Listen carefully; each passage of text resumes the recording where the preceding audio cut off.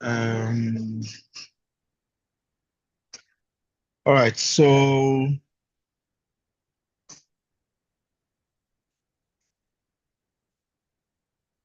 thank you so much, guys. So let's start and let's see how far we can go. Um, and I'm excited. I mean, these books, we have been saying that we must read them since one of the last time we said, I'll tell you. remind me, I'll tell you was now. it December? No, January was the one we were supposed to do. CAPITEC in January, Huh? and then the reason to stay alive we were supposed to do in December. December. Yes. Mm, all right. So basically, we are catching up. Yes, Doc. Okay. All right. So I will do, so it's two books tonight. So that's why we started at 6. Usually we started at 6. But I thought let's do two so that we are able to, because I mean, the assumption is that you have had enough time to read these two books. That's the assumption. It's a very dangerous assumption, but I'm assuming anyway. I'm assuming anyway. So let me share. Let me share. Let me share. Share. All right. So I did like a small. Okay, technology is. So is this what happens when we don't do this often? Ne? Yes. Okay. Okay. Yeah. Yeah. Okay. Here we go. Expose yourself. Share. All right. Great. Um, so basically, it's two books. I'll start. I'll just share a brief of some of the stories, and then my take on the book. And I will start with Reasons to Stay Alive, because that was the one that we're supposed to start with anyway. And then we'll finish off with CAPITEC, Stalking Giants. Yeah. So basically, the reason why I prescribed and I thought maybe we should read Reasons to Stay Alive in in December was because December is a period where a lot of people go through, those who are going through the most. December becomes that month where you are either extremely happy or extremely sad. And most people during this time, those who are lonely and they don't have family members or not close to, or they're alone during December, this period hits the most. So I thought let's read this book, Reasons to Stay Alive. I've read this book probably 3 or 4 times. Um, Not that I'm going through the most, but it always inspires me. And I think it's also a book that I kind of feel a lot of people should read.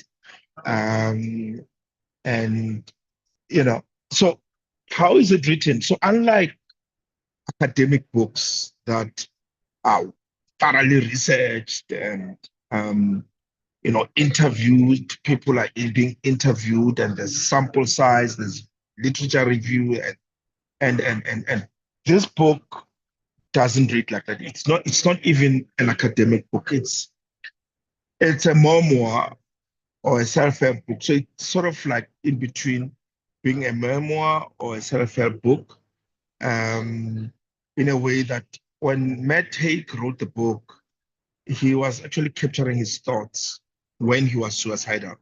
He was 24 years old at the time, and he wanted to commit suicide, staying in Spain, Ibiza, with his girlfriend.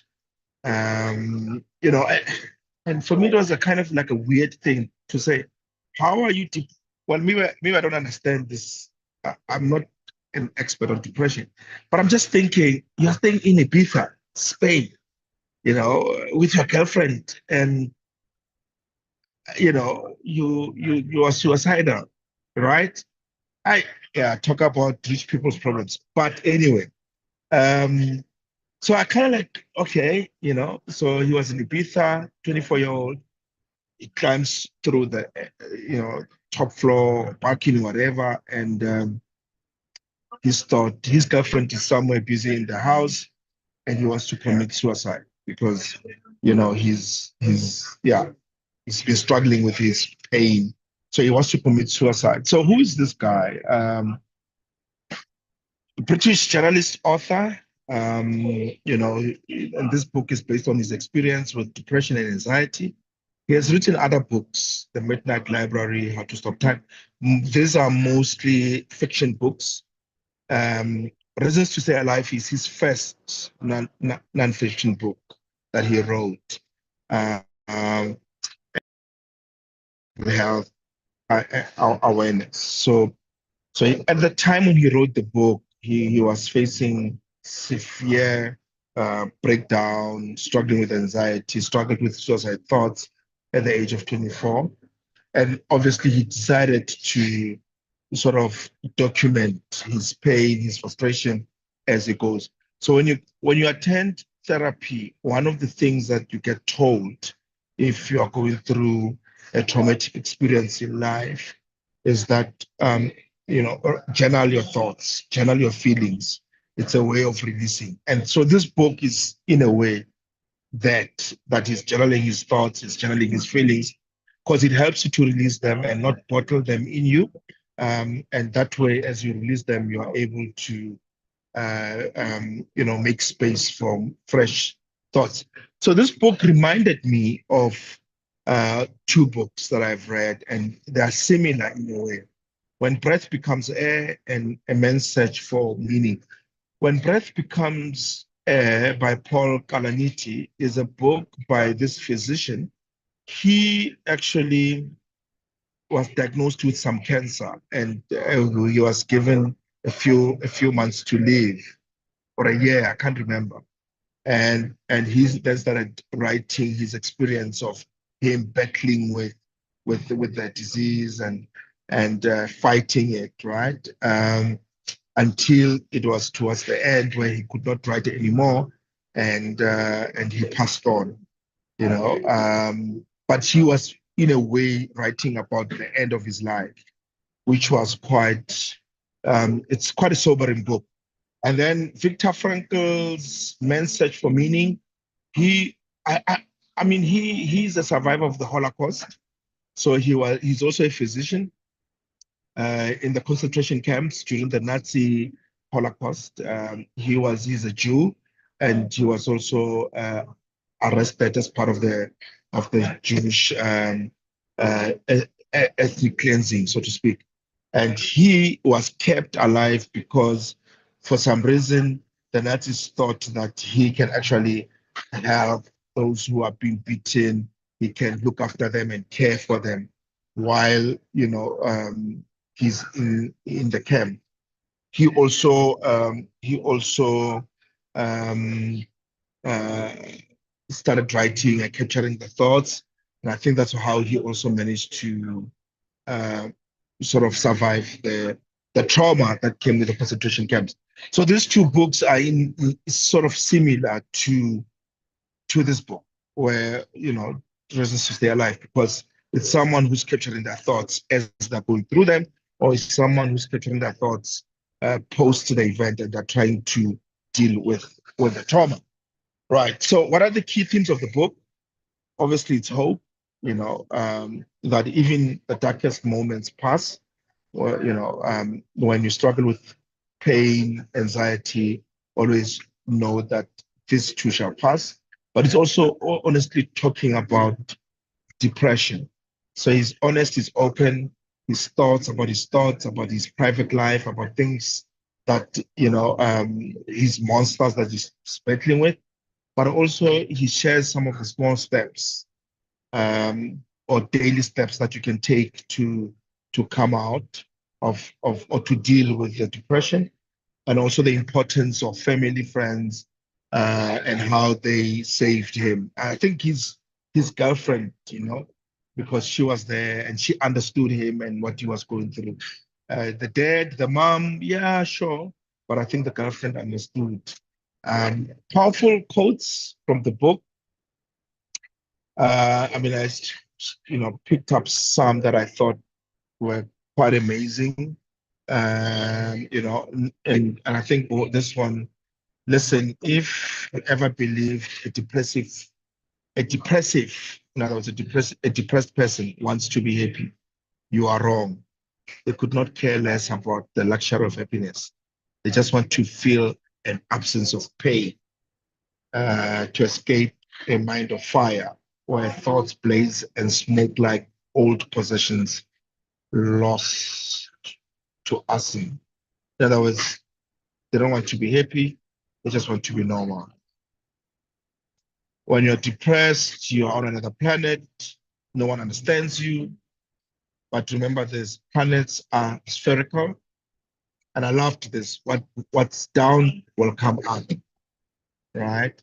So in other words, you're feeling down now, but like the atmosphere, you'll also come up. I also loved this one. The bottom of the valley never provides the clearest view. So when you feel down, and when I read this, I thought of you are in a well, in a borehole, and you're at the bottom of the borehole, and you're looking up the well, and all that you can see is the small circle sky, right? And that is not, you don't have a clear view of what's outside except what the little that you see. So the best way to have a clear view is to climb up so that you're able to see the entire view. And what he says here is always when you're at the bottom, don't feel bad that you can't see the clearest view because you're not meant to see the clearest view. This is for me what made me buy the book. Somebody shared this and it made me buy the book. The world is increasingly designed to depress us.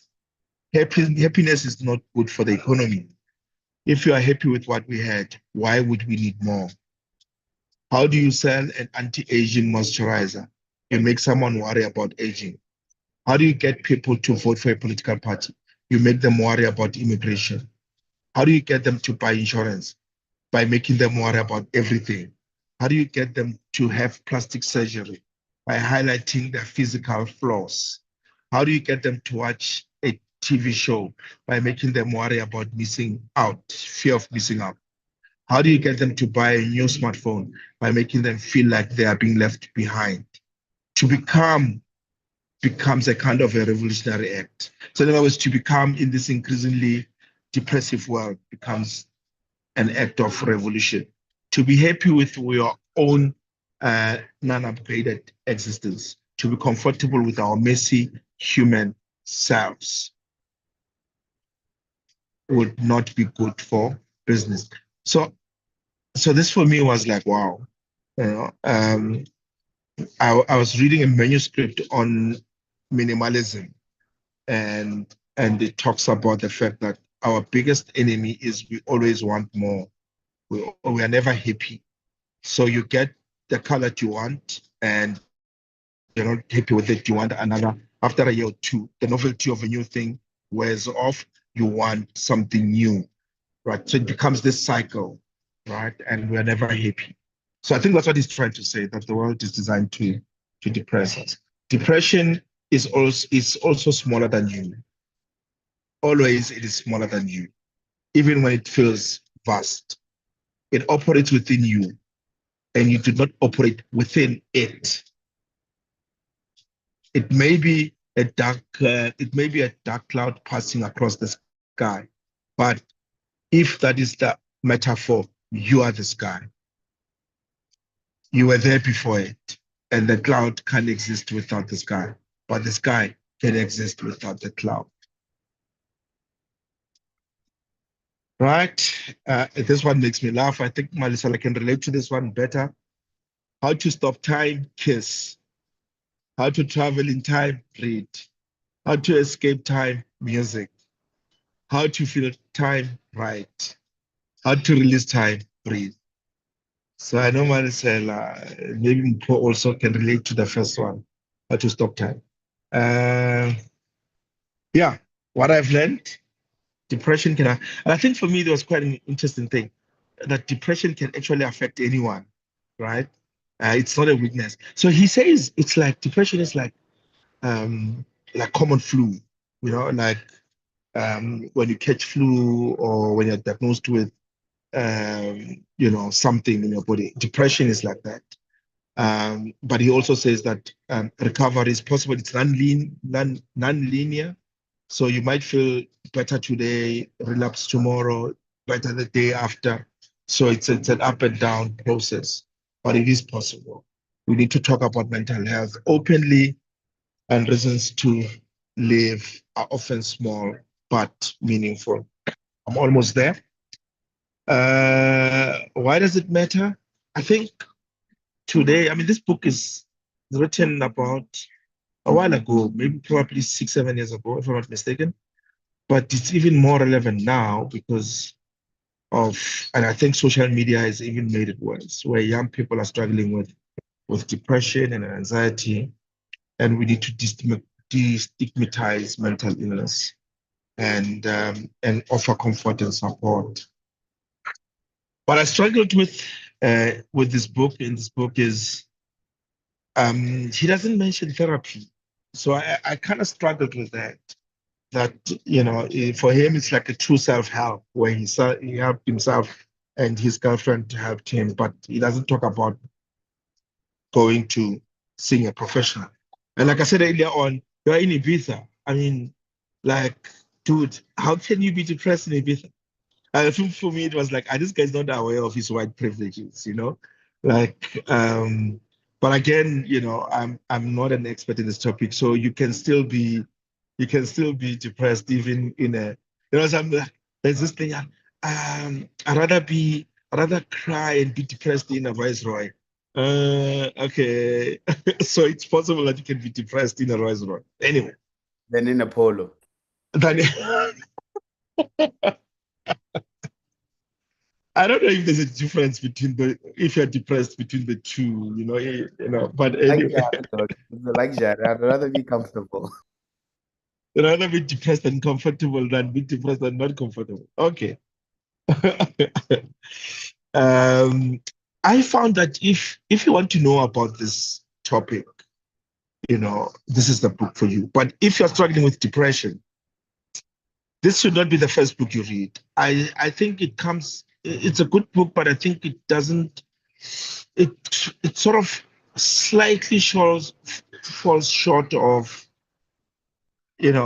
practical steps or things that can really help. I mean, I haven't struggled with depression in a long time, but I know that it's a feel-good book. Um, but I don't know if this will be the first book I'll read at the outset. But I think it's a good book. Closing thoughts. It's not about survival, but it's also about how to truly live. And I think what it does for me, it's that it sort of reminds you that you're not alone, that there are other people who are also struggling with this thing. And it takes you through their thoughts as well. Right. So the last thing, you will one day experience joy that matches this pain. You'll cry euphoric tears at the Beach Boys. You will stare down a baby's face as she lies asleep in your lap. You'll make great friends. You'll eat delicious food you haven't tried yet. You'll be able to look at a view from a high place and not assess the likelihood of dying from falling. Life is waiting for you. You might be stuck here for a while, but the world isn't going anywhere. Hang on in there if you can. Life is always worth it. Awesome. My thoughts. I'll rate it at the end. But yeah, I think it's a good book. It's a good book to have. Yeah, and to read once in a while. Welcome, Pope. Thank you. Thank you. Hi, everyone. Rosh, I just want to get clarity. Me, ne? My default is sleep. Oh, So is it? under option one, sleep. You want to freeze time, Oh, sleep. You want to oh, accelerate time, sleep. Because I think so many of oh. our issues are caused by the fact that we don't rest. We Uh-huh. don't really rest, and our emotions compound a lot of things. So sleep for me Okay. is the default. Oh, is it? Okay. Why are you so quick to reconnect it? Like that you're feeling guilty or something. But it's fine. No, We'll take I your don't word. want to cancel my prayers on option one. Wabana Rosh. Maybe brother Uteng mo, and then now when I subscribe, then it's like, oh, the space is occupied. So I'm saying currently, Nakarobal. It's Okay, because So you're sleeping, okay. the brother can't come. eh? It's because you're No, but sleeping. The brother is gonna come, you're sleeping. if I take the selected option one per the slides, it will look Yeah. like the space is occupied. Okay. So yeah. Okay. That's fair. Mali, thoughts. Let's start with you. I've actually I wrote quite a few things. Mhm. And I went through a summary of the book. I didn't read the book, but I went through a summary before the thing, like a big summary, kind of like gathering my thoughts about it, some few quotes as well that I saw. But the story and the conversation of depression is one that is quite interesting for me. Um, Obviously being black, you don't necessarily you didn't we I guess didn't grow up people telling us that there's depression per se, right? And that has been an interesting, like obviously coming to, I think the first time I kind of like understood depression and what it is and everything else was more when I came to varsity. Back home, you didn't really hear a lot of this depression, depression, depression. I'm sad, yes, but not necessarily depression. But the more I grew up, obviously, the more I got exposed to what actual depression is. And it's interesting. Sometimes it's I've actually seen quite a lot of not quite a lot. I've been um I've looked at, or not look, I've read quite a few books where it's almost like, listen, it's not the end of the world. Just get up and do what you need to do. And it's quite militant in the way you think, but it's also not necessarily the healthiest way. Sometimes you have to kind of like unpack and then kind of like, okay, this is what I understand. Cool, let me move on. I've never really been through depression myself, so I can't say I understand. Anxiety here and there, maybe, work and corporate, but depression, I can't really say I've been through depression, or even slight depression. So I want to first say something, and then I want to gather my thoughts around certain things that you said that reminded me of certain stories as well. And then I'll come back to some of the quotes that I really found interesting. But one was one of my friends recently went to Europe for holiday, and he says him and his wife went to France, right? And one of her the wife's one of the wife's thing, like bucket list, is to go to Paris, and I experienced Paris for what Paris is, and the whole, oh, it's a Paris life and everything else. And she was so excited, and you could see it in the way she was jittery. And when they got there, and she said, and he's telling us all this whole story now. And he says they went into the subway one of the days. They were taking the subway, and he says they were sitting down, and his wife is so happy, smiling from cheek to cheek. And he's obviously happy that she's happy, because he's been to Europe before, but now it is his wife's first time in Paris and everything, and he's happy that she's happy. And then as he's sitting there, he's just looking around, looking at the people, the locals. And he says he sits across from this lady, across her, and this lady looks miserable, miserable. And he says, it's so crazy. And he says, Mali, in that time, in that moment, I realized that um, you could be happy about something and you could think something else is going to make you happy, right? Seeing the Eiffel Tower is going to make you happy. Having picnic under the Eiffel Tower with people playing music there, or mimes doing this and so cool, whatever. And he says you could be happy to see that. And there's someone else where that is actually just reality every day, and that doesn't faze them. And for me, that was like that's actually very interesting because it's one of those things where it's, and I almost want to say depression is one of those one man's ceiling is another man's floor situation, where Mm. one thing that could trip you up might not trip someone else up. But you come back to Pretoria and you're like, ish, I have to go back to those books, or ish, I need to go back to that business that's failing, or ish, I need to. And that mentality kind of like gets you in that ride. Now you're that lady on the subway, even though there's an Eiffel Tower that you get to look at every single day. But that Mm. Eiffel Tower does nothing for you. And Mm. part of what you were saying about this is a man that was living in Ibiza and going through whatever he was going through. And in my head, I thought about that to say you might be living in the best place apparently in the world and still face the demons in your head. And that's the Mm. reality of it, right? Is that you could be living next door Table Mountain every day with the clouds are looking nice, the country of Cape Town, and everything looks cool. But you know you're going back to something that is gonna make you trip up because it's gonna put you in a place that might be depressive, you know? And that for me was like a wow, actually that's perspective is everything. Now, number two, I'm just gonna make there's just 3 points, 4 points. Number two is a story of this lady called Yonomi Park. So Yonomi Park is a lady that escaped North Korea into China in the 90s with her mom. And she went through like she has a whole book around that she launched I think a few years back. Very interesting book that I would want to read as well because it shows you the reality of other people. It gives you perspective of what other people live like. Oh, and similar to what the book When Breath Becomes Air kind of thing. But for her, obviously, is North Korea and the oppressiveness of that regime.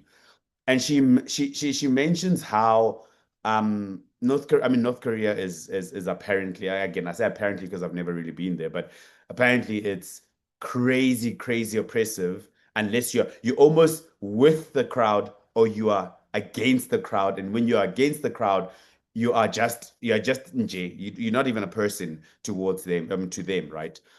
And she mentions how she didn't until she moved to the US because she went to China. She was in there was her and her mom was sex trafficked, and then eventually they got over it. Well, they ran away. I get they kind of like escaped to go to the US, and it was the first time when she got to US where she realized that there's this thing called freedom, or there's this thing called depression, or there's this. In fact, one of the things she says was before that she did not know what did she say?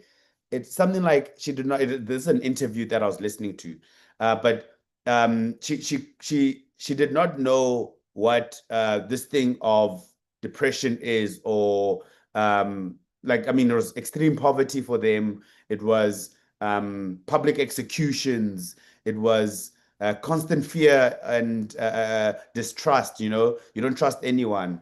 So it was constantly looking over your shoulder kind of thing. And oh yes, one of the things she said is that when she came to America, because she escaped to come to America after she started writing a book and everything else and telling her life story, and that her agent starts telling her about therapists and trauma and PTSD, these kind of terms. And she's like, okay, but what is that? That's unfamiliar for me. That's life. And she says how one of the crazy, and that's one of the craziest stories I've ever heard. And she says, with the public execution, one of her friend's moms got publicly executed in front of them, her and a friend, and because for watching a Hollywood movie.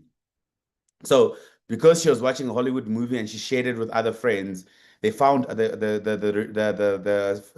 government found out and basically publicly executed her. And she says in the interview that when people talk about oppression, I mean not oppression, about depression, she doesn't understand because they couldn't afford to be depressed. And I was like, yo, that is crazy, you know? And now it almost brings you back to that whole thing with the lady in Paris, right? That looks miserable. Is that people out there are actually going through the craziest things. And maybe my depression is, and it's not to say that it's not valid, but my depression is I didn't have something, like I don't have transport to go to work and they might fire me, or things like that. Or I have a boss that's breathing down my neck and they're constantly giving me anxiety and I'm falling into depression. Things like that maybe is valid for someone else. Again, another man's floor is another man's ceiling. It was, for me, it was bizarre when this lady's now talking about, imagine being publicly executed in front of your kids, you know and they need to watch their front row because they need to make a lesson out of you so your kids never do the same thing.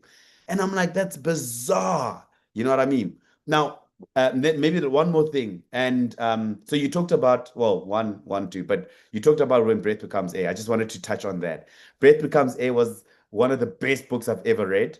One of the first books I ever read that was paper based, and it blew my mind. It blew my mind because, again, it's all about perspective. You are a doctor and you think there's a point in the book where he talks about how when he went to get his diagnosis from the doctor, they told him, listen, you have cancer. And he was in denial, like, no, but it can't be. And yet he was doing the exact same thing a few months back to cancer patients that had brain tumors. And he diagnosed them exactly the same way. And he was in denial. And I'm like, when it's your turn, you almost have this veil to say, whoa, whoa, whoa, whoa, it can't be. I shouldn't be going through this. And that's the thing about depression as well, I guess, is that in the moment where you don't have depression, you don't look like you can do it. But it could come to you and you don't realize it. And you're almost in denial to say, listen, you are actually going through depression. So it was quite interesting. And similar to the book that you read with the Nazi, with the camp, I don't know if you've read it, Doc, as well. This book called The Happiest Man on Earth. And that's No. also, you haven't read it. One of the most amazing books I've ever read on perspective. On also, a guy went through the concentration camps. In fact, the only way he survived is that he was an engineer, and they made them work in the concentration camps. And then eventually he escaped, and like the whole story is like a movie, and what this guy went through, and eventually was able to escape in a way that was like, yo, what a story. And that for me, and he talks about, the book, again, the name of the book says The Happiest Man on Earth. He says, again, his whole point of view is that, yes, I could be sad, I could be PTSD, that could be all of these things. But to be honest, I'm just happy because I've survived. And there's a part in the book he talks about his parents. They were on the same train going to what's the place, the big concentration camp, one of the biggest concentration camps. And he talks about how he saw his parents the one day. Auschwitz. Yes, yes. Mm. And then he talks about how he saw his parents and they were on the same train. And that train was like, it was a train that went from, I think, Belgium and took them all the way to the concentration camp. And they would go a few days, a week, I think, in the train without anything. All of them had they had one drum of water and another drum to poo and everything else or whatever. And the rest of the time they didn't have sunlight. It was just a slit in the back and the top. And in this time, luckily for them, his dad took charge of that carriage, and everyone had a sip of water each and every day, and that saved everyone. But other carriages didn't make it. And he talks about this whole story, again, coming all the way to the end, and he speaks around how he got to a point where he saw his parents, and then because his parents were a certain age and above, they took them onto the one side, and the other ones, which is him, he was in his early 20s, they took him to the other side. And literally, he was on the brink of being part of his parents' side, and that side, they took them to the gas chambers, and him, they took to the camp. But luckily, they found him then, obviously, to go and work in as a slave, whatever. And he's like, listen, it could have been easy for me to be depressed. but I didn't have time to be depressed because I escaped death too many times to be depressed. And that for me as well was like a wow. You almost look at your life and you're like, what are you actually grateful for? And almost holding that thought that you're grateful for that very thing and that thing maintaining you over a long period of time. So that was one of the coolest stories that I read, and kind of like talking about reasons to be alive. Now, one of the quotes, this is a cool quote that I saw as I was doing the research around this book, and says, you are still alive, you are still here, and that means you are a winner. I was like, yeah, no, that's fair. And then another one, he says, depression is an illness. Depression is not a failure or of being. Depression is not something you admit to. And then the last one that for me like kind of like stood out was like, he says, what does he say? Oh, you're not your mind. You are not your illness. You are not your thoughts.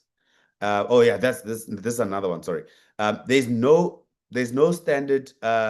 Oh wait, there's no standard normal. Normal is subjective. There are 7 billion versions of normal on this planet, and that's probably my favorite one out of the lot, because that's basically what I've been talking about now, to say different people go through different things, and one man's ceiling is another man's floor, in the sense that, listen, what might drop you down is not what might keep someone down as well. But for you, you can actually someone might get up, someone might not get up. But in all, you need to get to a point where you realize, and that's for me one of the things, is that gratitude, and I see it in many of these people and in him and in this, is that you almost have this place where you have gratitude for what you have, instead of what you do not have or where you are not. And you kind of like start climbing out of that state from that point of view. So yeah. Awesome. Thank you so much. Yeah, I can't imagine somebody being depressed next to the Eiffel Tower, but it's possible. I've seen it also with people who I've been to places where, for me, time can stop, and for them, it's like, why am I even here? But anyway, thanks a lot, Mali. We'll come back to some of the thoughts that you raised. Shama, Mpo, who wants to go? Just I'll go. thoughts. Okay. Yeah, I'll Go go. for I'll it. keep my camera off because my Wi-Fi is quite unstable. Okay. So, yeah, for me, I think I studied counseling and communications, so I know depression. I understand mental health issues very well. It's like a chemical imbalance in the brain, but obviously there's a spectrum, and you have to be presenting for, I think, about 2 weeks straight of consistent symptoms for you to be classified as, they can be bipolar, mood swings, schizophrenia, and all of that. So yes, you can be in Spain, there in a Tuscany villa, and be very, very deep. So it's very possible. And for me, I think the book came at the right time, because you'd remember, Dr. Roche, I started a job that I think I sent you a 20-minute voice note after I'd resigned after 3 months, because I knew that's not what I signed up for, number one. And within a month, I knew. After second month, I was like, let me just try. Third month, I tried. I'm like, nope. Very toxic environment. And as we speak, there's an intern that I left there who's now is on antidepressants because of the environment. So I think for me, because I understand depression, and I'm able to sort of identify, and I sit a lot with myself, and I sit a lot with my emotions, because I want to try and process as much as I possibly can. So number one, the book felt like a journal entry, which I really am trying to do, especially in the season of my life of trying to figure things out. I resigned from an okay job, and then I went to a job that didn't work out. So on paper, it looks like, why would you even do that? And then again, for me, the fact that I resigned because it was just really bad. I look at it as a win. You know, I tell myself that had you not left, you'd probably be in a worse off state, mental health wise.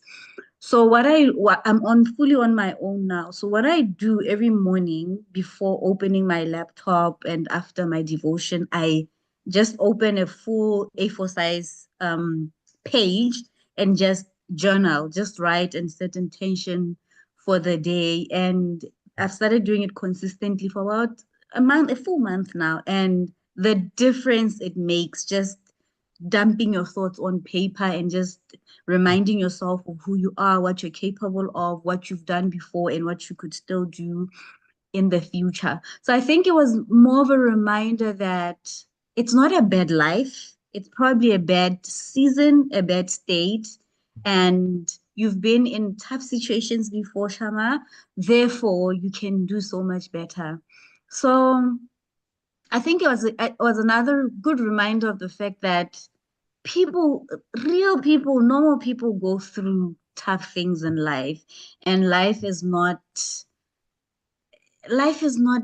easy. Life is tough, but it's not a thing of saying, oh, I want to die, I want to check out, but it's tough. Grow with it. So I think this book just really reminded me to sit and process. Like if I'm feeling down or if I'm feeling discouraged or if I'm even kicking myself, I just take myself back to try and process and say, but what's the root of this? What happened for you to feel this way? Was it a rejection email that came yesterday and you didn't process or whatever? What was it? So again, it reminded me of just how fragile we are as people, just how fragile we are as human beings, and just always stay connected and not be isolated. He had his girlfriend, and I think there was a time they were at her parents' house or something. So I think also just the power of having people who are with you, people who might not necessarily understand you, but they're there for you because umotho, you're a person. So it really showed me what, hey ma'am, Miss Superwoman, powerful woman doesn't always work. It's okay to be weak. It's okay to start afresh. So I think reading it at the beginning of the year really quite set the tone to say, keep showing up every day. Consistency doesn't look the same every day. Some days you don't even get to do anything, and then some days you make up for that day. And I think the short of it for me, it reminded me that number one, I am human and that life is hard, but you can overcome. So that's me. Wow. Consistency is not the same every day. Nice. Okay. Right. Wow. So how do you, I mean, the decision for you to leave the second job, the one that was frustrating you, how did you Mm. get to deal with the emotions as you were going through what you were going through? But how did you then, you know, come to the conclusion or the decision that I'm leaving? So basically the expectations on paper and the reality did not match. So I'd keep going back to my boss and saying to him, these are my expectations. But for me to meet my expectations, I need A, B, C, D, this kind of the support and the resources I need. And I wouldn't even get that. And then at the end of the month, when I try and reconcile what I am or my KPIs for the month were, I I was not winning. So I went back to him and I said to him, the way your things are set up, you're setting me up to fail. And I'm already failing. And I know I'm not a failure. So it's not possible for me to excel in this role under these circumstances. And obviously he doesn't get it. So I was like, so for me, I think it was a thing of, no, man, this man is insulting my intelligence. Even the money that he's paying me is not even worth what he's putting me through. So it was just a thing of, uh-uh, girl, you've done better before. Surely you can do better, even on your own. So I was like, as broke as I am, thank you, sir. So it was just a thing of reminding myself, especially I came back from like my previous job was, I was working with a lot of young people. It was a nice job, but I just wanted more. So I think it was a thing of just looking back at where I came from and where I was trying to get to. And then that job wasn't taking me anywhere near that. I was like, no, thank you. Bye. Did I answer you? No, no, you did. Thank you so much. Thank you so much. Yeah. Mpo, please come through.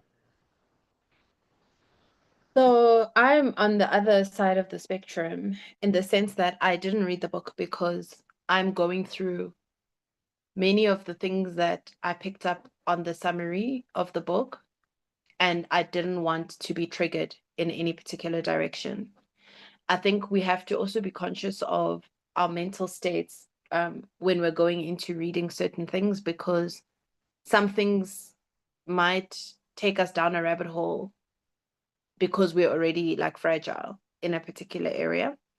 So I didn't read the book for that reason. I needed to get to a headspace where I could read the book for what it was and not read the book for a validation of where I am.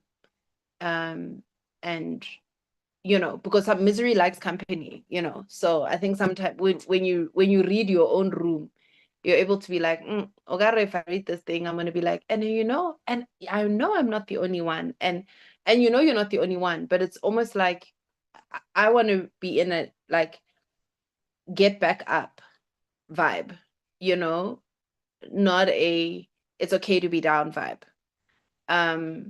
That said, I think there's such a fine line between mental health things and just like poor habits. Like I'm saying, you're bound to start dividing yourself in half when you are working 20-hour days and you're not sleeping. So it creates a breeding ground for other things. Then you become hypersensitive, then you become snappy, then you become whatever. So some of the things I've spent a lot of time reflecting on the habits that create an environment for things to just get me down. I've been very intentional about noticing the things that used to bring me joy that don't bring me joy anymore, right? So in the example that Mali was giving around the person who lives in Paris and sees the Eiffel Tower every day, but they just look like the sky's falling down on them. And being conscious of those shifts of the things that used to bring me joy that don't bring me joy anymore. I'm also conscious of, there's a statement, a quote that I want to challenge, that says that you aren't your thoughts. And I have to push back a bit on that and say you actually are, right? What you spend your days thinking about, ultimately shapes the lens through which you see things and how you approach things and how you respond. And I think sometimes, being intentional about thinking different types of thoughts is important so that you don't stay in that rabbit hole. So even when Shama is talking about like the piece of paper and being intentional about saying, why am I feeling like this, whatever, as opposed to feeling justified in feeling that way. It's an intentional effort to change the thought pattern, to not be about what you feel, but be about how did I get here and what do I need to do, because I maybe don't like how I'm feeling, or I want to feel more like this. What did I do to feel like this, and what do I need to repeat going forward? So I think for my personal mind space where I'm at, I've just concluded a retrenchment on Monday, and I'm having like that absolute relief. Like I cannot explain the relief. But at the same time, it's almost like, what now, right? And then there's also just like, I just want to sit and do nothing, because like that's just what would be the most valuable thing for me right now. So I think I'm going through a lot of that, also recognizing that the uncertainty for many people and the projections of many people and their emotional stuff on me, and not trying to take that on and blah blah. And even in this mental health thing, there's also the other side of the spectrum, which is not like the depression, bipolar, whatever. It's the neurodivergent side of things as well. So also really just trying to explore myself a bit and see maybe there's certain things that I'm generally more sensitive to or find myself, more pulled into, so that one can manage that in a better way. I'm definitely enjoying reading more, which is great, but I'm very conscious about the kind of stuff I'm reading, like I said earlier. So I wasn't able to enjoy the book for what it was. That said, I'd be really keen to read the book from the neuroscientist, because I'd be quite keen to understand, when because none of us know how much time we have left, so sometimes the time we are wasting on our feelings, and I recognize that it sounds very insensitive the way I'm putting it, but if we knew that we only had 15 days, we probably wouldn't stay down as long as we do. But that said, I recognize within myself it's a coping mechanism to keep going. Got to get up, got to move on, got to keep fixing. We can't afford to stay down too long, kind of thing. So yes, what's down today, the spherical thing, you can be down today and up tomorrow. I'm just like, we need to be up on the same day, kind of thing. But I recognize that that's a coping mechanism. Therapy, I think, has become so broad. I don't know if any of you have ever done like psychotherapy, but I remember when I did psychotherapy a few years ago, and she was essentially teaching me about the reticular activating system. And she was using the example of driving and saying, when you first started driving, it was such an anxious thing for you. You're literally sweating and whatever, because it's like, my hands on the steering wheel, am I indicating the clutch, the brake, whatever, the mirror, and all of that. But the more you do it, your brain is able to drive without you consciously driving.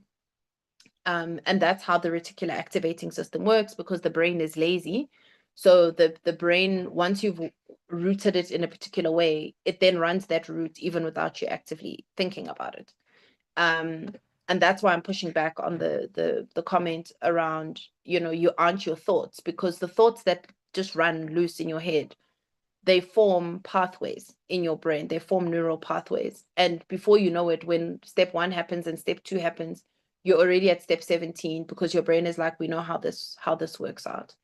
But psychotherapy I found to be quite an interesting channel. But now there's like trauma therapy and all of these niches in therapy that I think almost forces you to diagnose yourself before like working out which then is the right type of therapist to go for. And I think that also becomes a deterrent from people getting the kind of help that they need. But I think sleep and water and sunshine are really basic things that we're not getting right consistently. We're not eating properly. The quality of our food is compromised. So when you add all these things together, plus the work stress, plus, spiritual energies and all of these other things, it just makes for an environment where we're not living optimally. And I think that for me is what I'm seeing as a general theme coming out of a lot of books lately, has just been around this mental health. And I'm asking myself, what is the underlying root cause of this? It's not that it's not real. It's not that it's not relatable, but fundamentally, what are we doing wrong that just keeps us, in this particular, space and zone. Yeah. So yeah, sorry. Go on. No, I'm done. Okay, so I think one of we were reading, and I don't know if you can remember, Marisela, we were reading a while ago, Surveillance Capitalism, and it was a book on social media and how social media affects our, neurobiology, like our brains. And there's been some research that was done by Meta on Instagram and the effects of Instagram on young girls. And that research came out conclusively to say there's a direct correlation between girls who spend more time on Instagram and end up feeling inadequate in terms of their physical looks, they feel very inadequate, or I don't look like Spanban on Instagram. And also, issues on depression, also to say there is that link where people go through, they look at other people's highlights, because that's what happens with social media. People only post their highlights and people feel inadequate. I mean, I'm not so sure if that's the only reason. I'm sure there are other reasons why depression is as high as it is or growing.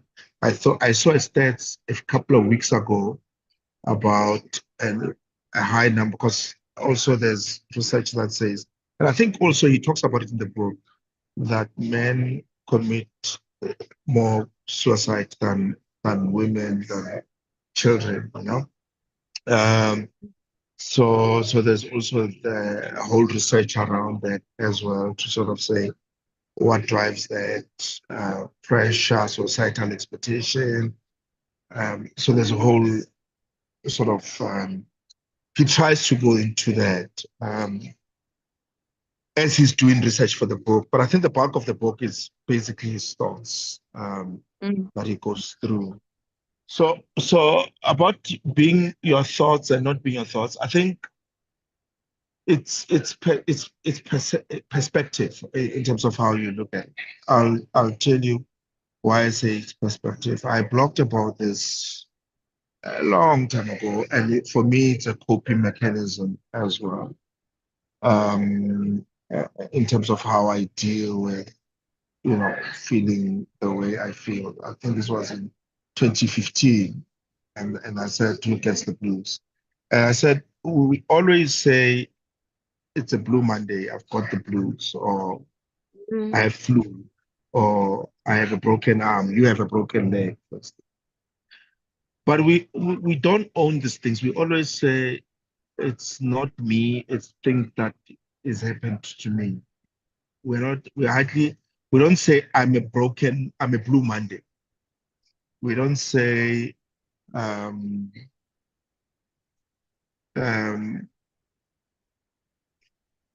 flu. We say I have flu. We don't say I'm flu. And how we phrase these things, it sort of says, okay, I have flu, so we accept that it comes and goes. It's a blue Monday, we accept that Mondays comes and goes. And for me, it's always been, I shouldn't own failure. Failure comes and goes. I can't say I'm a fail. I say I failed at this thing. I don't want to own it. I don't want to make it part of me, because I'm very careful. If I make it part of me, then I own it and it defines who I am. But I understand where you're coming from, to say, I mean, on the flip side of it, you can say I'm a winner, and you own it, and it works for you, So I think obviously it's a coping mechanism. I mean, there's this which I'm struggling with. I'm thinking about, meditating on. There's this concept on stoicism. Stoicism, it's this whole ancient Greek way of behavior. It was philosophy by Marcus Aurelius, and he says, I mean, it's quite crazy. He says, you don't own success, you don't own failure. These are just things that happens to you. Yeah. So you sort of stand back. Oh, okay, it's success, great. Oh, it's failure. So you don't internalize them. I found that to be quite interesting. But yeah, yeah, I understand that, if you're still grappling with the topic, it always makes sense to not, engage in it in a deep way, because it might trigger you. We at TEDx Johannesburg, we invited Black Coffee to come and share his story of how he lost the use of his arm, but how he overcame that as well, to be where he is. This was five years or so ago, and he agrees. We work on his talk. Everything's going well. Then couple of weeks before the event, he vanishes, comes back, gives a totally different tone to what we, curated with him. Completely different. He doesn't even go down that road, But we then needed to understand that probably he's not ready to talk about it, and that's okay. If he's not ready to talk about it, he's not ready to go down that road, because maybe he might feel triggered or any of that sort. It's okay. Fast forward maybe 3, 4 years later, he's on a podcast, he's talking about it, which means, okay, so he's managed to deal with it. So timing is very important, especially when it comes to a fragile topic like this. But thanks, Mpho. Yeah, the floor is open, guys. We need to wrap up and do the second book before we're closing at 8. Manisela, last thoughts and rating the book. Doc, I would look again. I haven't read the whole thing, but I went through the actual notes and stuff, and it's quite interesting. Like I said, the thoughts, not the thoughts, but the story of depression is one that again I haven't been through it, but I've seen quite a lot of people that go through it. In fact, one thing that probably helped me until this day, probably not go through it, is I remember there was a pastor that came to our church called Bill Wilson. He has the biggest Sunday school in the world. And he talks about the horrors of what kids in East Asia go through, living with parents being eating what do you call it when you eat other people, but being cannibals, and living in grave sites and everything else. And then he said this one statement that changed my life. And he says, "And we are here complaining about a charger." And that day, I was complaining about a charger because I needed a charger. And it was like this man opened my heart and spoke straight to it. And since then, I always, in my head, whenever I go through something, it's just more of okay, people are going through worse. And I must be appreciative of that. Not to say that I mustn't ignore my thoughts, but I must understand that there is people that are going through much worse than what you're going through. And that's that has been my mentality for a while now. But the book itself, it'll be interesting again to probably read it, but read it with the context again of all the other books of people that said, listen, I could have easily been going through depression, or I did go through depression. And what I actually realized is this or that or that. Because I like perspective. I mean, I take on any perspective because I want to realize because there's no one truth. Obviously, according to Christianity, yes, there is one truth, which is the Bible. But a truth in terms of people, this guy could write a book like this. That's just his perspective of what you're going through. Paul, for instance, said something much, much more different to what this guy was saying. And for me, that's exactly why I want to understand, because the more you understand people, the more you have perspective around what could and could not happen. So I don't want to, I would say I can't really rate it, but I can rate the notes, and I could give it about a 7.5, 7.5, Doc. Okay. I say too much. Thanks. 7, 7.5, 8. So giving it an 8. Shama.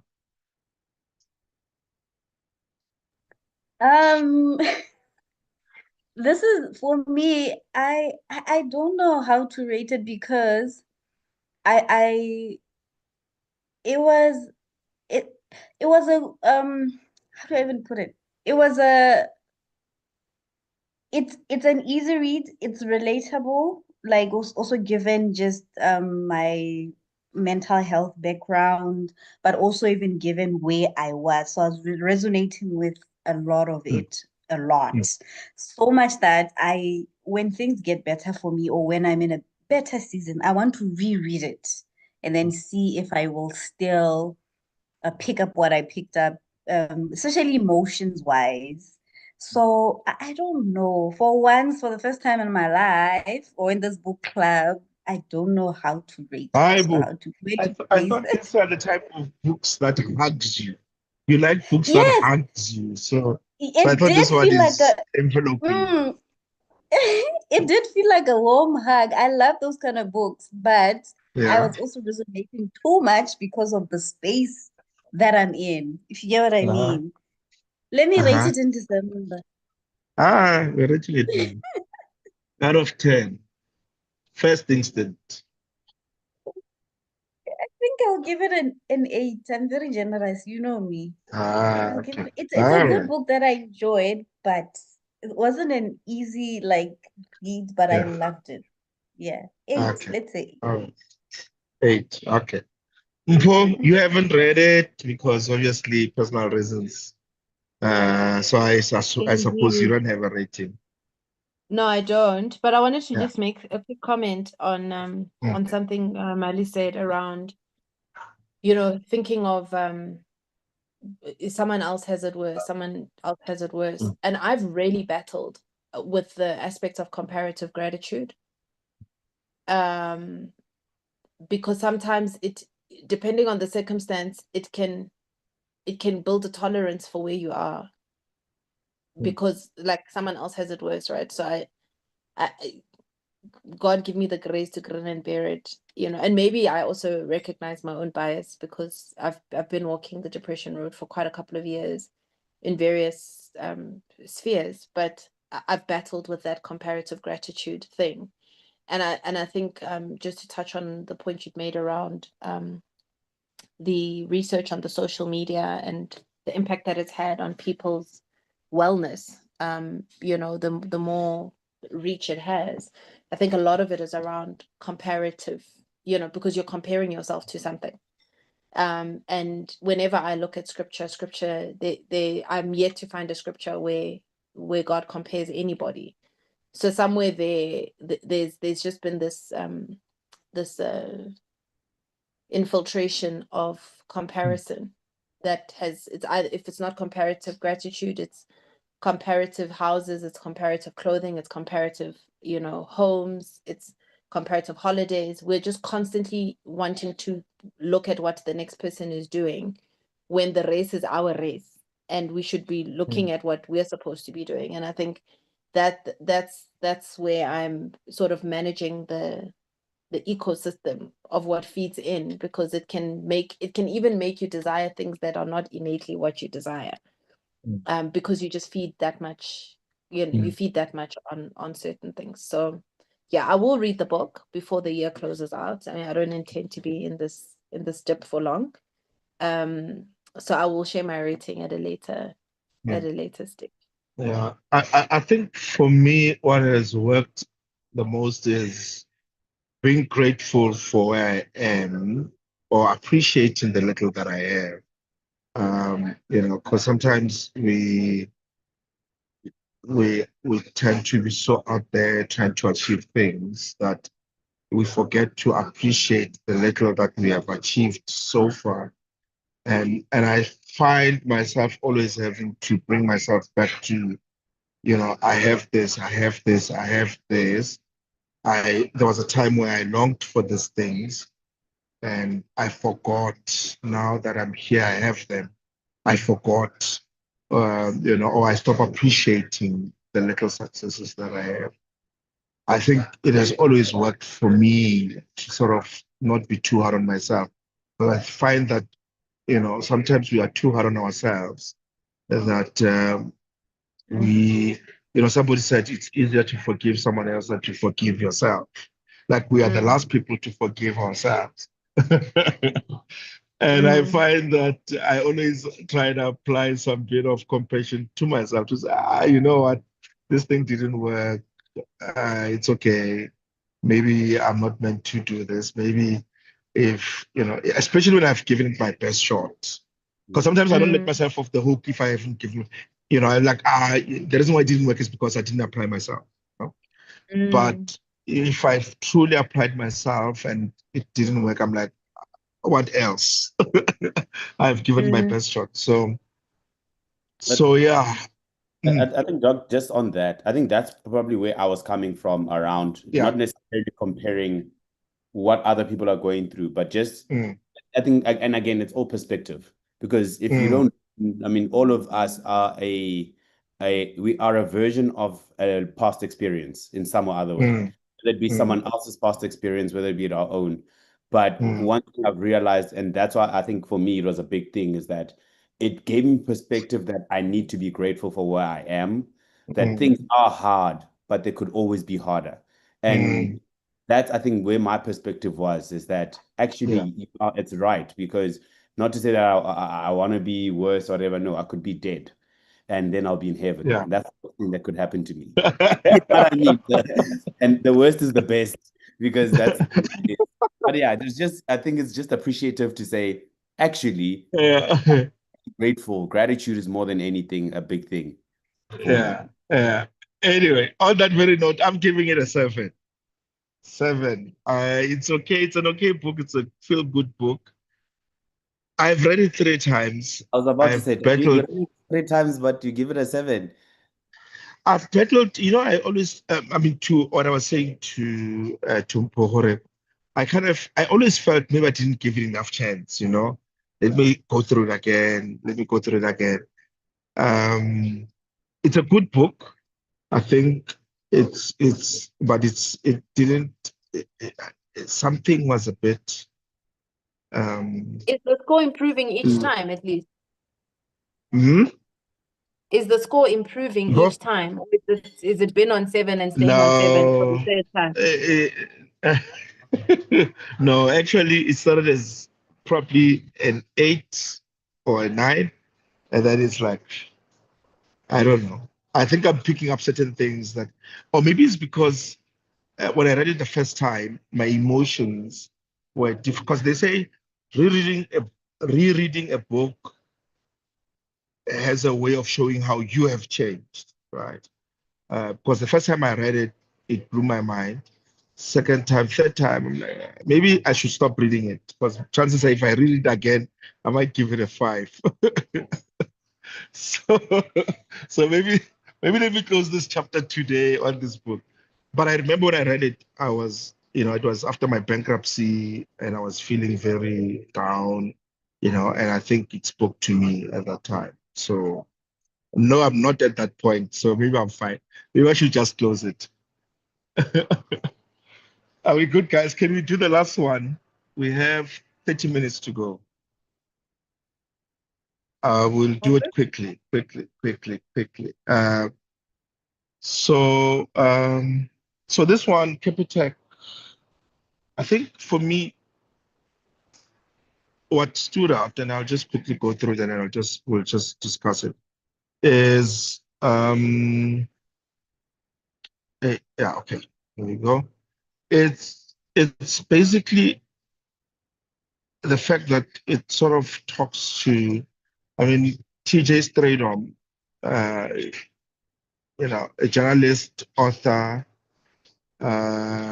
once drove a buggy from Amsterdam to Cape Town. This guy is weird. He wrote Christovisa, so he's specializes with the Stellenbosch guys. Was Becker also. So he wrote this book. So he's more into business books, biographies, so to speak. And of course, the sort of CAPITEC is how it obviously rose from obscurity, to what it is today. And I remember at the time, uh, there's been quite a lot of articles and research about the bank charges, and how expensive the bank charges are in the country, and how a lot of people are actually battling. And there's a whole unbanked, about 40% or so, if not more, South Africans are unbanked. They don't have bank accounts, which was quite high. And the key themes in the book is obviously challenging the status quo, how CAPITEC Bank started as a micro lender to where it is today, customer-centric innovation. And I think CAPITEC Bank has done very well here when it comes to customer-centric innovation. And it's not innovation as in like groundbreaking innovation, but it's innovation as in things like let's open branches in townships.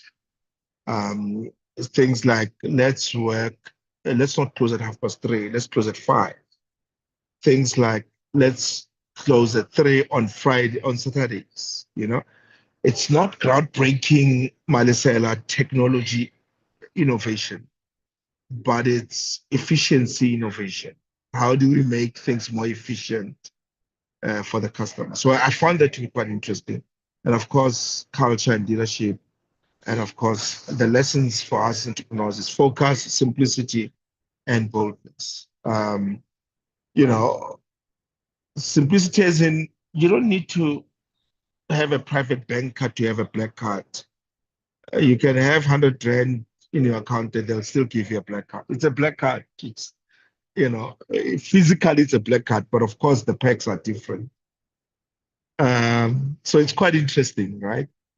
Interesting insights obviously started when no one believed. And I think a lot of people, I mean, the big four banks really monopolized the space. Like, you know,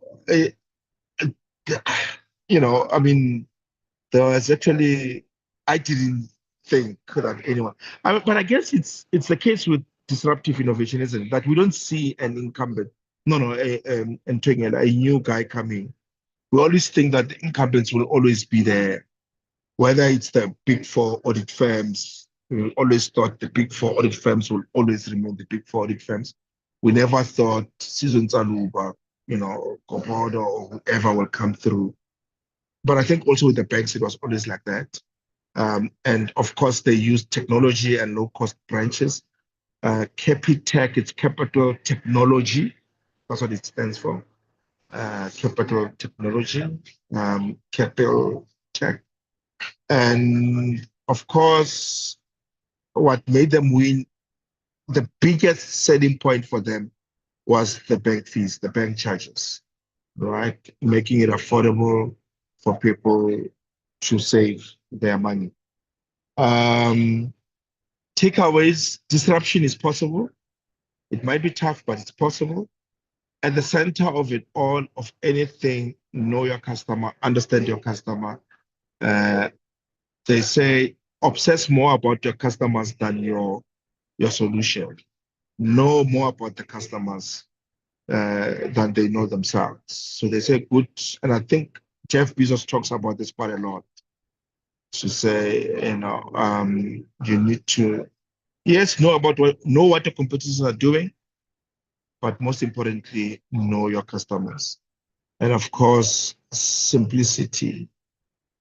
Simplicity doesn't mean it's easy, because I think what Steve Jobs has also sort of tried to dispel is just because it's simple doesn't mean it's easy. It's actually, someone wrote something like, I wrote you a full page letter because it was easier to write a full page letter. It was more difficult to write a 1-paragraph letter. So it's easier to go big and be complex than it is to go and be simple. And I think CAPITEC has managed to simplify their thing. And how do they simplify it? People just want to save money and a loan, short-term loan. That's it. Car finance, housing finance, they're not there yet. And it talks to knowing your customer. And they're quite clear. I mean, if you have read Fortune at the bottom of the pyramid, this is what CAPITEC Bank is trying to do, to appeal to the ones at the bottom of the pyramid. And of course, my final thoughts that I can ask you guys is, what can you disrupt in your industry? CAPITEC has disrupted. Manisel, you go first. Maradog, why are you always picking on me? What about other people first? This is technology, Murena. This is your thing. This is down your alley.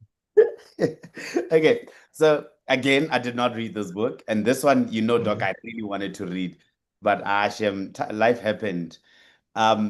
But I'm planning to still go get it. I remember when you told me where you got it at the Grove, and I was like, okay, when I get paid, I need to go buy it. I got paid, and I went into other people's bank accounts. So we'll probably have a CAPITEC account somewhere. Okay, so what I remember the first time, and you know that mentality, what you just said, that you think people always, these big companies always think that incumbents will always be there. So you don't need to Yeah. worry about it. We have our lane, and whoever's trying to come in, they're just gonna fail because we monopolized everything. And I remember the Mm. first time I saw CAPITEC, or I realized CAPITEC, I was in high school. Probably, yeah, I was in high school sometime. I don't really remember when. And what happened was, I remember in fact, I was walking with my mom, and there was it was like the bank for black people. Oh, And yes. the queues there were so long. And you Yeah. know, when you do it, you just don't know. And then that's the thing about, I guess, status, is that people will shun something like a CAPITEC that's actually going to help them anyway. Because at the end of the day, you are there to put money in there and maybe get interest and withdraw your money whenever you Mm. need it. Other perks, yes, it's nice to have, but the main thing is the main thing. And I think what CAPITEC did is brilliant, because they came in at the most simplest form and said, "Hey guys, what are we trying? Jobs to be done, right?" They came and said, "What is the job that we need to do? Let's do it as simple as possible." As you said, sometimes Mm. simplicity is hard, but they were like, "Let's do it as simple as possible and get it to as many people as possible." And they know that the most simplest people, simplest people that do not have a thing is 40% of them, and let's go get those 40% at a very, very, very low entry fee. Funny enough, I obviously have a Capitec account. They're now pissing me off, because what used to be free to send money from one Capitec to another, now I'm paying a rent. And I'm like, why am I paying a rent? But, but in any Mm. case, I'm still there. It's fine. It's probably cheaper than the other guys anyway. But one thing for sure is these guys obviously again came in, and they slowly and surely just put their heads down and did the work. And they came in and did the job that needed to be done for the 40% people that are unbanked.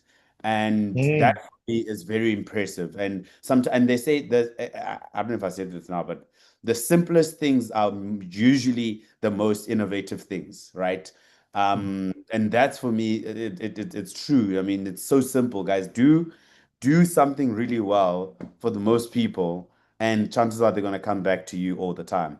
The same with ShopRite. ShopRite is another one that is for me brilliant. They came in, or they coming, or they what they do is they cater for the people. They volumes game, and they just do that very well for those people. Mm. But Boxer are doing it. Yes, it's good, but ShopRite is still the mainstay. And that for me is what is cool about them as well. Keep simplicity for simplicity's sake, and be consistent in being simple, and you'll see people will just come in that sense of you having a good idea. But again, I obviously haven't read. I would like to read this book, and I would like to actually delve deeper into the story of how these guys, the challenges, for instance, that these guys maybe had. I always like to see challenges. It gives me that, you know what, if a person that can go through this can go through it, let me just put my head down. Maybe Lenite will do that. Or Lord, look towards me favorably. That's what the whole idea. But I mean, again, it's a cool concept, simple concept, bank the unbanked, and at a very low rate, and they're doing it very well. But isn't it easier though to look at something and say it's simple after the fact? Like, I think you look at it, it's like, this is so simple. But before you saw it, it was like, I wouldn't have thought of that, type of a thing.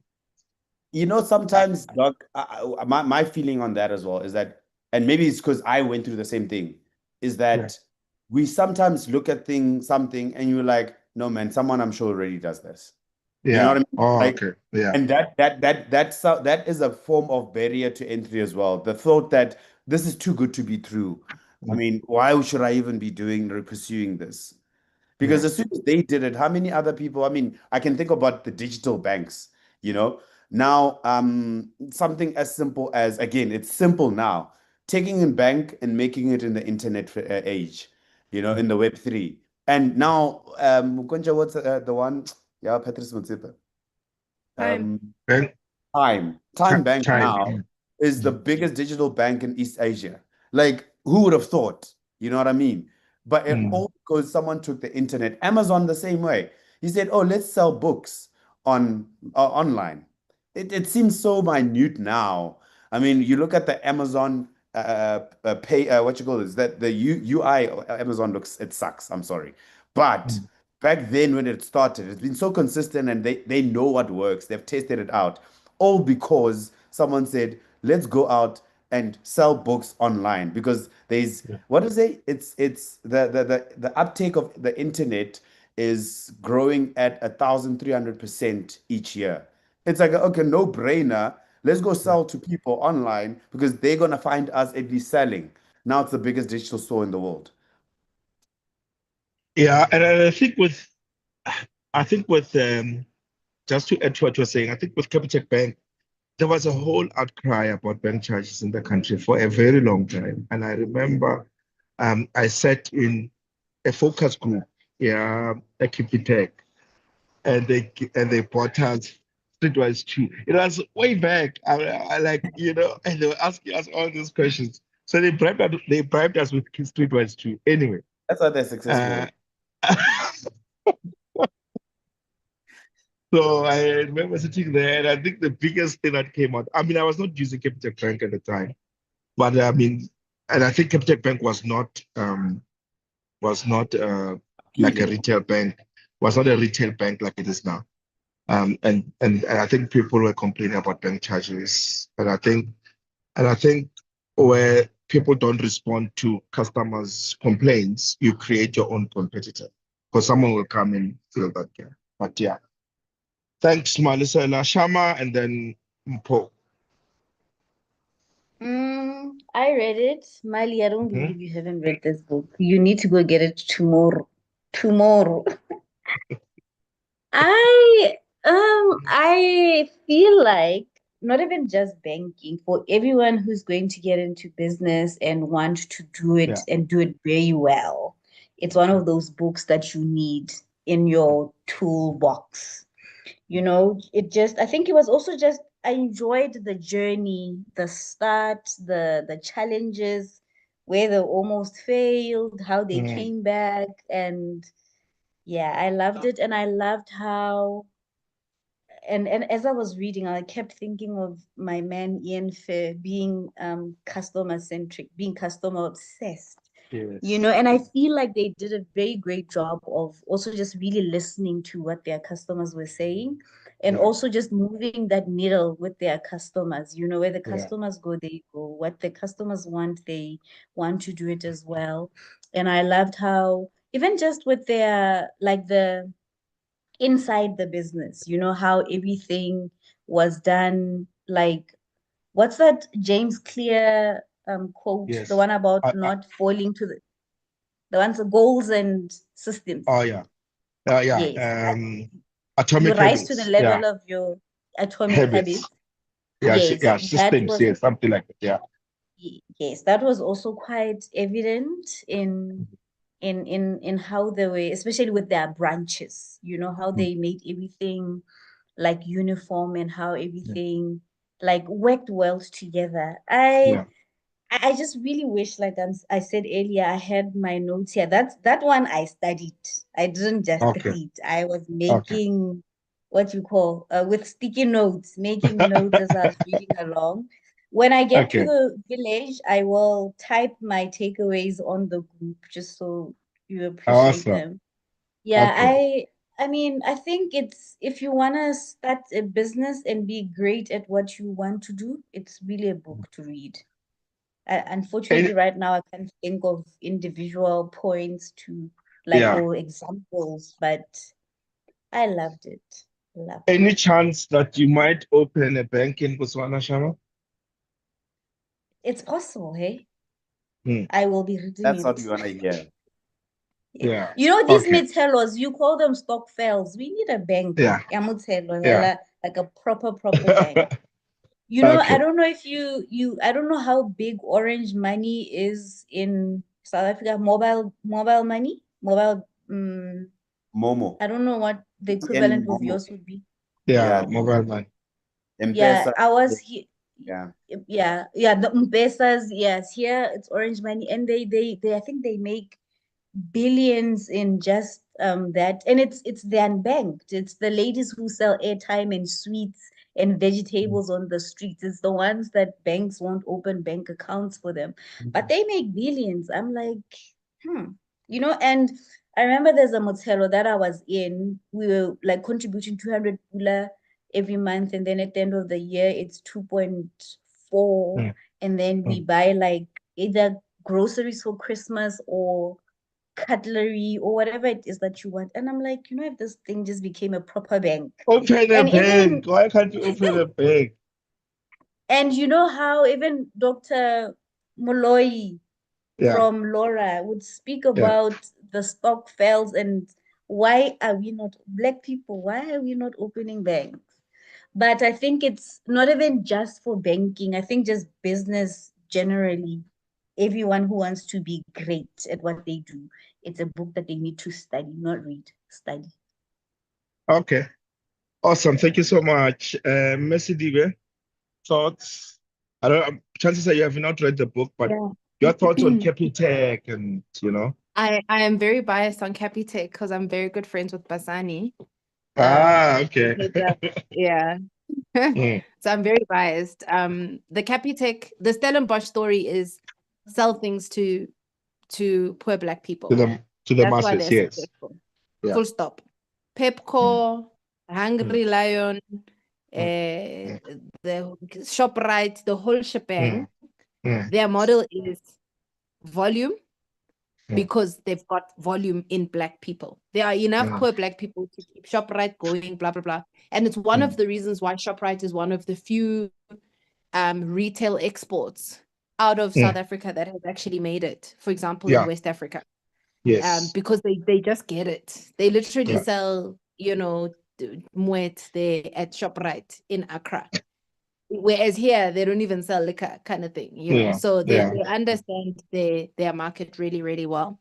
Yeah. And I think that for me, what really stood out is that they, as a collective, the mindset is a volume-based mindset. Mm. And I think that for me is the USP of the Stellenbosch. Yeah. Yeah. Yeah. Is anything that has to do with volume, get in there. Even now, when you look at I DM'd him because I wanted to see if it's him writing his posts or it's a bot or what. But in the end, we ended up exchanging numbers with Alan, not Craig. And they're doing fiber in the townships. Yes. And I mean, his dad founded Vodacom. So when you look, you're like, okay, you're starting a cell phone network, but who are the people who are going to benefit the most? The volume is going to come from Black people. Now you're looking at fiber to the townships. You're looking at, the cost of connectivity. Even when you look at things like rain, there've been a lot of disruptions that very much have been targeted towards low to middle income Black households. And once you start getting people accustomed to certain things, you have a customer for life, really. And unfortunately, the world that we live in now is that people are not loyal to brands anymore. People are loyal to whether you gave me what. If everyone is giving me the same thing, I'll go with whoever gives it to me at the cheapest price. So it's actually quite a challenging space to try and differentiate yourself experientially. And I think that's where CAPITEC did it really well, in the sense that it is such a simple experience. And they've improved it. I mean, there was a time where I couldn't have like Mwana. I opened a CAPITEC account for him and I had one, but he couldn't be on my phone number. So I'm just like, but what does that mean? Because he's like, what phone number? And it's like, no, each account has to have a unique number. And I was like, but that doesn't make sense. They've since fixed it. But again, it's that whole thing that you're mentioning around listening to the feedback from the customer and actually doing something about it. The thing around cards that tap, it's new. Before the cards didn't tap, it's new. So it's little things like that have just been incremental improvements. And I think for them, their thing is not really about being cheap, it's about being transparent.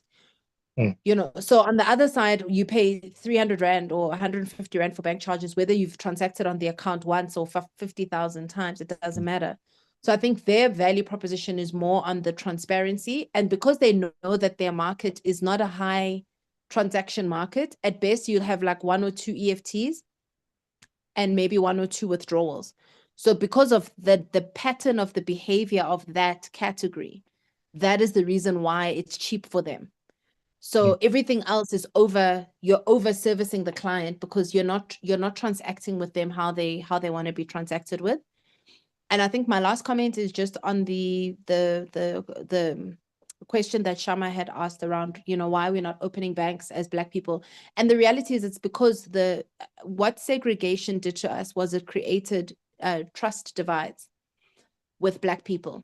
So there's something about if I have to give my money to like these Black people who say they're going to run a bank, how do I know that they're going to manage my funds properly?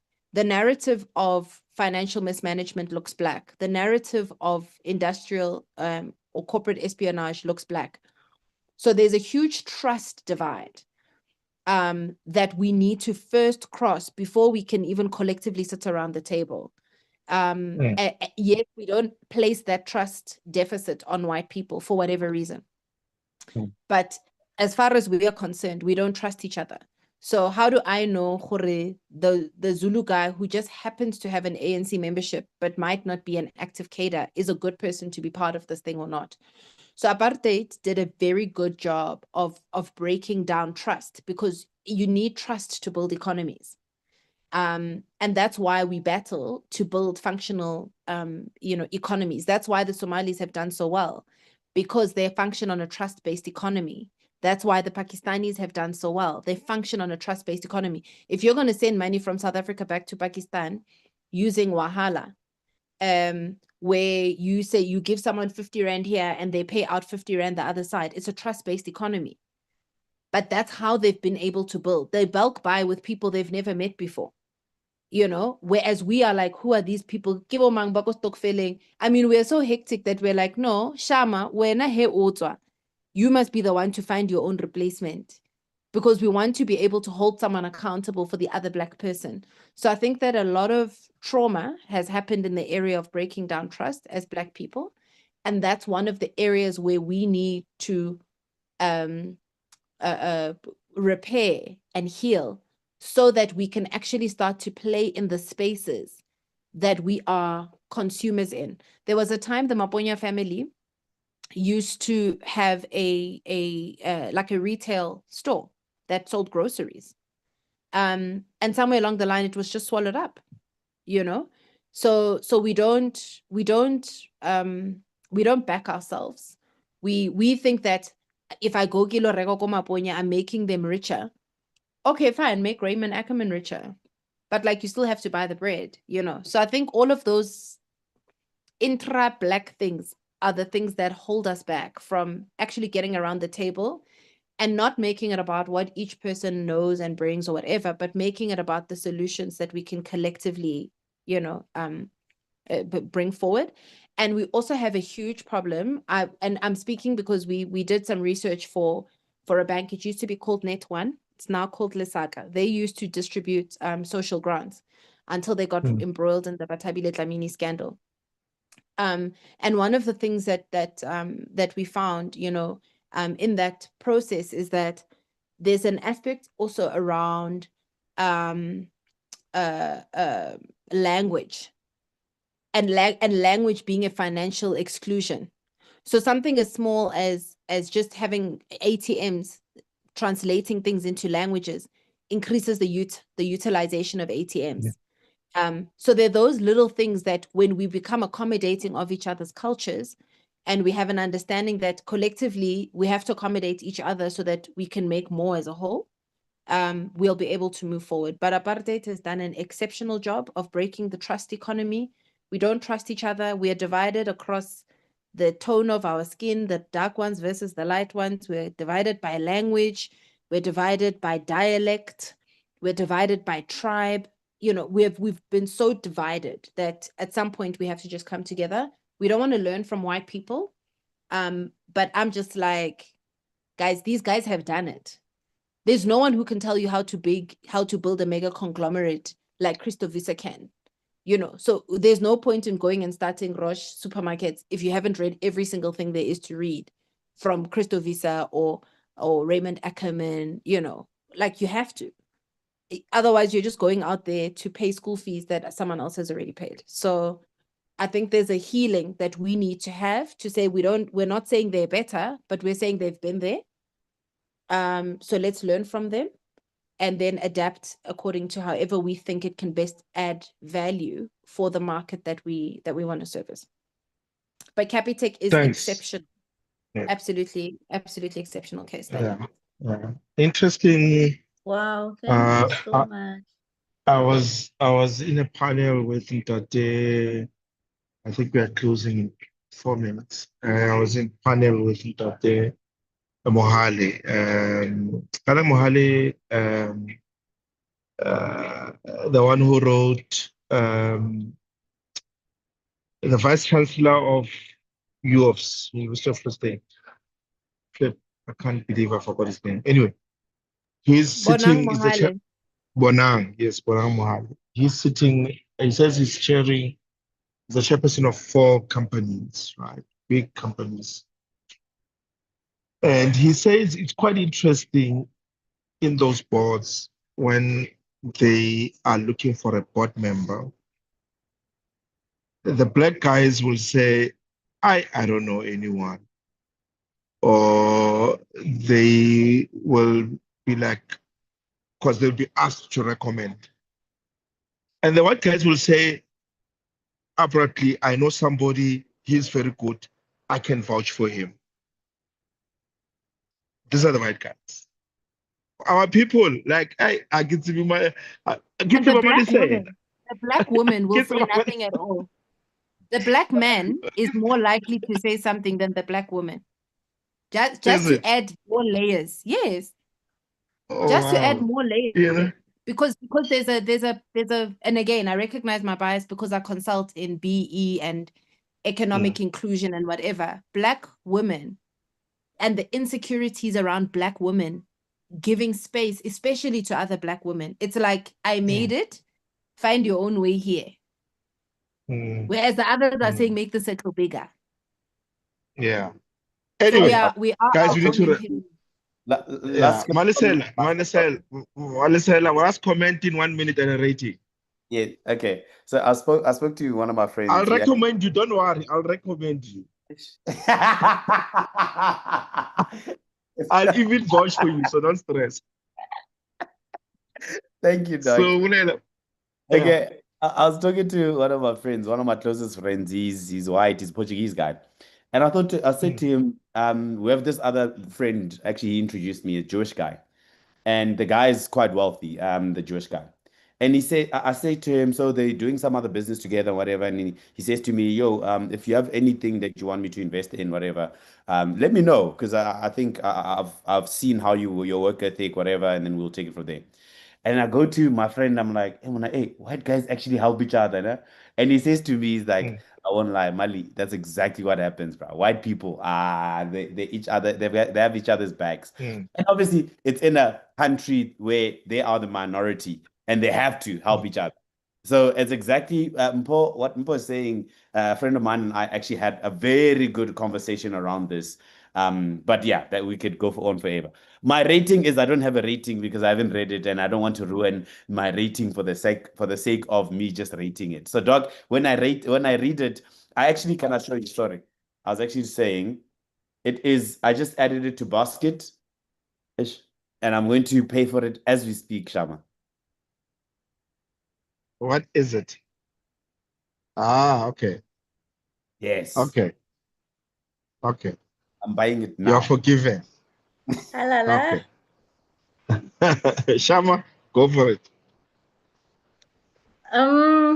I really loved it, and I felt like it felt like even like a toolbox of some sort. So I'll give it a 9 out of 10. And then that one I'm Wow. keeping it because there are a lot of numbers in there, and me and numbers don't quite mix well. But 9 out of 10. And a friend of mine just got a new job as a branch manager. So I said to in Yeah. a bank, I don't know if you know BBS, Dr. Roche, was like an indigenous bank that's becoming that has since commercialized. Which So I bank? say to her, just start with your branch, VBS. buy the book Oh, and start with your branch and just see how. VBS, as in like South African VBS. No, it was Botswana Building Society, BB. Okay, BBS. BBS, Okay. Botswana Building Society. Yes, now it's a Okay. commercial bank. All right. All Yeah, so I right. said to her, you need to get this book. Yeah. Okay. Awesome. Thank you so much. And 9. Bo, do you want to vet? I'll probably assume you're giving it a 10. No, no one's perfect. We'll stick on 9. Okay. 9. Okay. I'll Yeah. give it an I'll give it a 8.5. I think it's a good book. I love the brand. I'll give it an 8.5. 9. 9 Nikki, the domain it's a shoe dog. So it's not Hey. no, I love the book. I love the book, and I think I'll also reread it.